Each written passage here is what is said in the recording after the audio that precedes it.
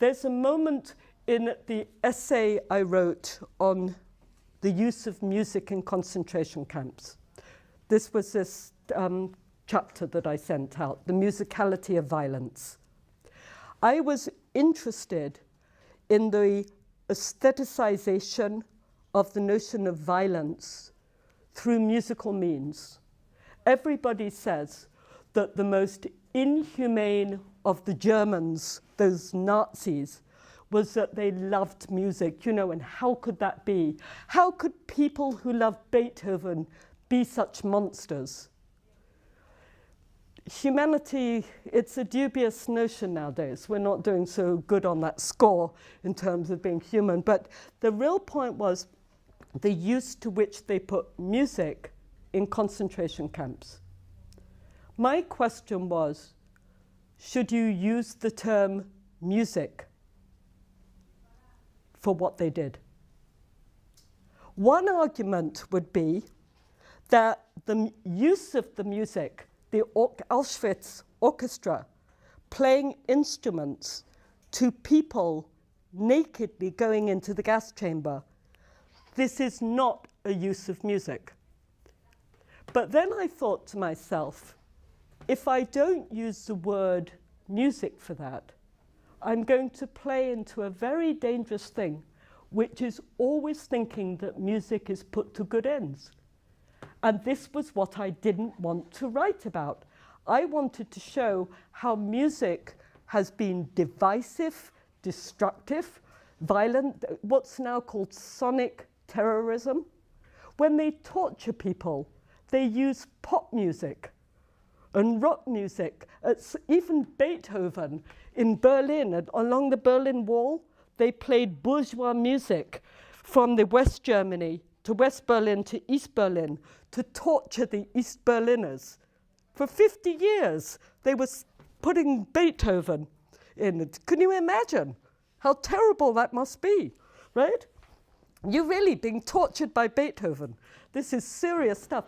And the thing is that everybody uses music as a humanizing thing. That if you're musical, you're a better human being. It's a legacy of this use from Plato. It goes through Rousseau. If you're really musical, you're no longer alienated. But there's a use of music that we have, which is extremely violent.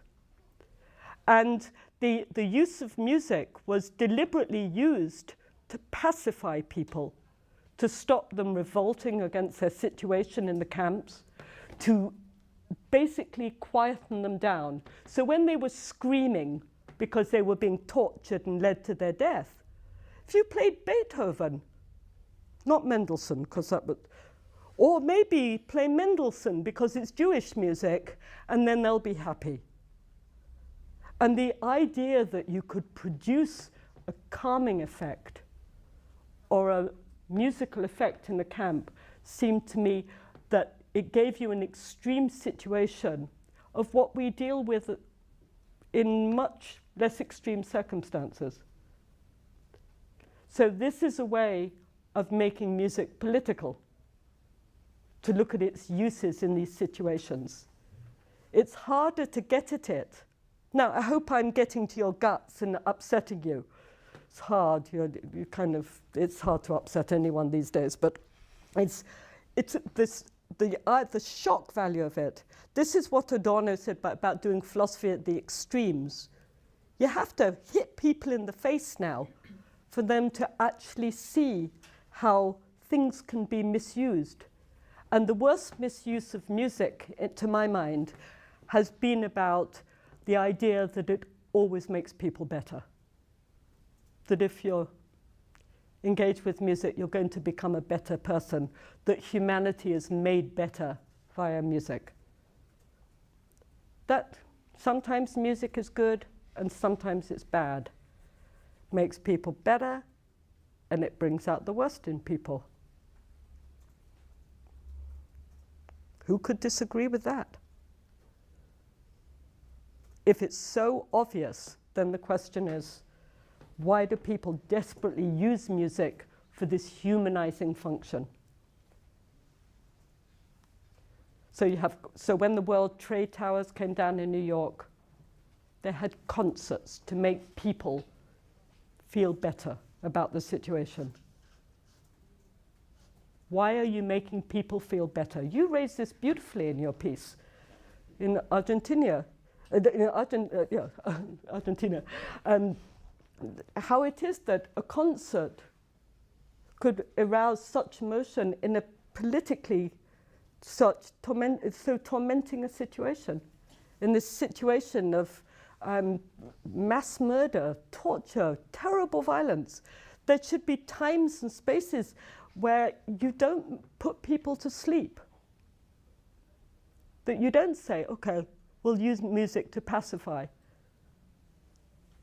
So you can use music politically to pacify people. This is what disturbed Adorno deeply.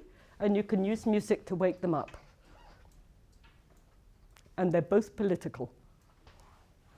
And you can make music with people who want to go off and murder people, because that's how it gets used. That's what it means to say music's political.